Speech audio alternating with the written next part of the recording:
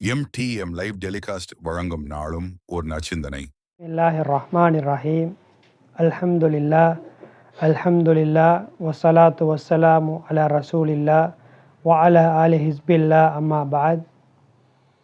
சர்வ புகழும் புகழ்ச்சியும் ஏக இறைவன் அல்லாஹ் ஒருவனுக்கே உண்டாகட்டுமாக. அல்ஹம்துலில்லா. சலாத்தும் சலாமும் ஸல்லல்லாஹு அலைஹி வஸல்லம் அன்னாரி மீதும் அன்னாருடைய தோழர்கள் துயர்ந்தவர்கள் உலக முஸ்லீம்கள் அனைவரும் மீதும் உண்டாகட்டுமாக. MTM லவ் டெலிகாஸ்ட் வழங்குகின்ற நாளும் ஓர் நட்சத்திர நிகழ்ச்சியில் கலந்து கொள்வதில் மகிழ்ச்சி அடைகின்றேன். அல்ஹம்துலில்லா. நாம் ஓதுகின்ற அல் குர்ஆனிலே அல்லாஹ் ரப்புல் ஆலமீன் பல உதாரணங்களை சொல்லுவதை பார்க்க முடிகின்றது. அதிலே ஒரு உதாரணம்தான் உலகத்திலே வாழுகின்ற இந்த காலத்தில் அல்லாஹுடைய பாதையில் அல்லாஹ்வுக்காக தர்மம் செய்கின்ற மக்களை பற்றி அல்லாஹ் ரப்புல் ஆலமீன் அல் குர்ஆனிலே பேசுவதை பார்க்க முடிகின்றது. சூரா பக்ராவுடைய 261 வசனத்தை எடுத்து கொஞ்சம் படித்து பாருங்கள்.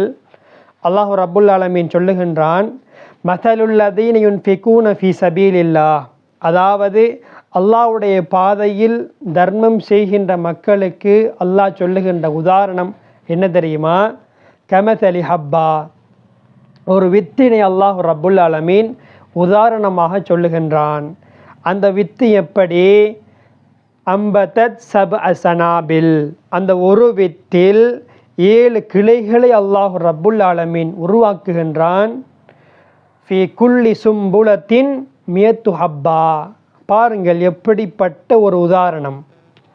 அந்த 7 கதிர்களிலும் 7 கிளைகளிலும் அல்லாஹ் 100 வித்துக்களை உருவாக்குகின்றான், 100 தானியங்களை உருவாக்குகின்றான். இந்த உதாரணத்தை ஏன் சொல்லுகிறான் தெரியுமா? நாம் கொடுக்கின்ற தர்மமாக இருக்கலாம், நாம் அல்லாஹ்வுக்காக கொடுக்கின்ற நேரம் அந்த தர்மத்தை அல்லாஹ் ரப்புல் ஆலமீன் பன்மடங்காக வளர்க்கின்றான்.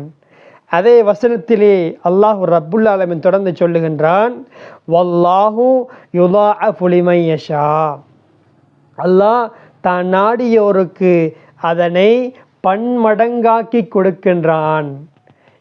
இந்த உதாரணம் ஏன் சொல்லுகிறான் தெரியுமா? நாம் கொடுக்கின்ற தர்மத்தை அல்லாஹ் வளர்க்கின்றான், அல்லாஹ் வளர்க்கின்றான். தர்மம் செய்கின்ற நேரம் நானும் நீங்களும் அச்சப்படுகின்ற இடம் இதுதான். நான் தர்மம் கொடுத்தால் எனது சொத்தில் ஏதாவது குறை வந்து விடுமோ? நான் பணத்தை அல்லாஹ்வுக்காக கொடுத்தால் பொது விடயங்களுக்கு கொடுக்கின்ற நேரம் உள்ளத்திலே வருகின்ற அச்சம் என்ன தெரியுமா? நான் பணத்தை கொடுப்பதன் மூலம் ஏதாவது குறைவு ஏற்பட்டு விடுமோ என்று மனிதனாக இருக்கின்ற ஒவ்வொருடைய உள்ளத்தில் வருகின்ற ஒரு எண்ணம், ஒரு யோசனை தான். அல்லாஹ் ரப்புல் ஆலமீன் இந்த எண்ணத்திற்கு எனக்கும் உங்களுக்கும் சொல்லுகின்றான், அப்படியல்ல, நீங்கள் அல்லாஹ்வுக்காக அள்ளி கொடுக்கின்ற நேரம், அல்லாஹ்வுக்காக செலவழிக்கின்ற நேரம் அந்த தர்மத்தினை அல்லாஹ் வளர்க்கின்றான். ஒரு மனிதன் யோசிக்கின்றான், நான் தர்மம் கொடுக்கின்றேனே, இதன் மூலம் என சொத்தில் ஏதாவது குறைந்து விடுமோ? யோசித்து பாருங்கள். நான் நீங்களும் பொது விடயங்களுக்காக பொது சேவைகளுக்காக கொடுத்திருப்போம் இது பணங்களை. அல்லாஹ் அந்த பணத்தை வளர்க்கின்றான், தர்மத்தை வளர்க்கின்றான்.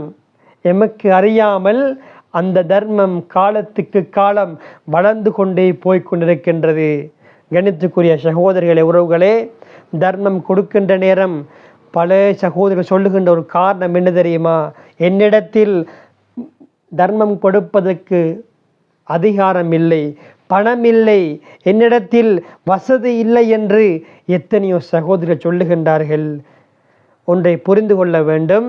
தர்மம் என்று வருகின்ற பொழுது இவ்வளவு ரூபாய் தான் கொடுக்க வேண்டும், இத்தனை 1000 ரூபாய் தான் கொடுக்க வேண்டும் என்று எந்த இடத்திலும் சொல்லப்படவில்லை. என்னால் 1000 ரூபாய் தான் கொடுக்க முடியுமா? கொடுத்து விடுங்கள். 100 ரூபாய் தான் கொடுக்க முடியுமா? கொடுத்து விடுங்கள். இங்கே தர்மத்திற்கு அளவு கிடையாது, தர்மம் கொடுப்பதுதான் முக்கியம். நபி ஸல்லல்லாஹு சொன்னார்கள், இத்தக்கின் நார வலவ் பிஷிக்கி தம்ரா, எப்படி ஒரு செய்தி தெரியுமா? ஈத்தம்பழத்தின் கீற்றையேனும் தர்மம் கொடுத்து நரகத்தை பயந்து கொள்ளுங்க.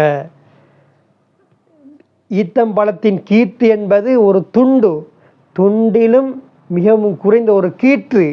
அந்த கீற்றை ஏனும் கொடுத்து நீங்கள் நரகத்தை பயந்து கொள்ளுங்கள் என்று சொன்னார்கள்.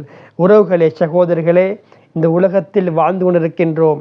எவக்கான மரணம் வரும், நாளை வரும், நாளை மறுதினம் வரும்.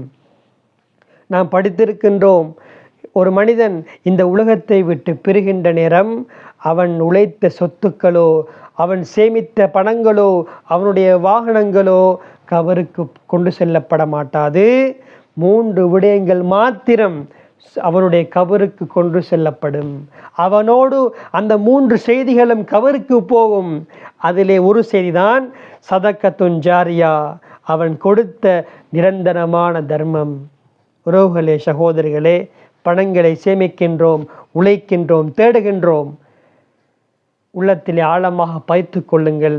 சேமிக்கின்ற சொத்துக்களில், உழைக்கின்ற பணத்தில் என்னால் முடியுமானதை தர்மம் செய்வேன், என்னால் முடிந்தளவு தர்மம் செய்வேன் என்ற ஆசையை எமது உள்ளங்களை வளர்த்து கொள்ளுங்கள். இன்று நானும் நீங்களும் பணத்தை சேமிக்கின்றோம். இந்த உலகத்தில் வாழுகின்ற நேரம் பல ஆசைகளை வைத்திருக்கின்றோம். அப்படித்தானே ஒவ்வொரு மூமினுடைய உள்ளத்திலும், ஒவ்வொரு மனிதனுடைய உள்ளத்திலும் பல ஆசை இருக்கிறது. வீடு கட்ட வேண்டும், வாகனம் வாங்க வேண்டும், இப்படியெல்லாம் ஆசை இருக்கின்றது. ஒரு மூமினுடைய உள்ளத்தில் கட்டாயமாக இருக்க வேண்டிய ஆசை என்ன தெரியுமா? நான் மரணித்தாலும் நான் கொடுத்த தர்மங்கள் வாழ வேண்டும், நிரந்தரமாக கொடுக்கப்படுகின்ற தர்மங்கள் வாழ வேண்டும் என்ற ஆசை எமது உள்ளங்களில் இருக்க வேண்டும். எனவே உறவுகளே, சகோதரர்களே, எம்மால் முடியுமான தர்மங்களை கொடுப்போம். என்னால் முடியுமான தர்மங்களை ஏழை எளிய மக்களை பார்த்து கொடுப்போம். இந்த நரகத்தை விட்டு எம்மை பாதுகாத்து கொள்வோம். நாளை கியாமத்து நாளையில் ஜன்னத்துல் ஃபிர்தௌஸை அடையக்கூடிய பாக்கியத்தை நம் அனைவருக்கும் அல்லாஹ் நசீபாக்குவானாக. அஸ்ஸலாமு அலைக்கும் வரஹ்மத்துல்லாஹி வபரகாத்துஹு.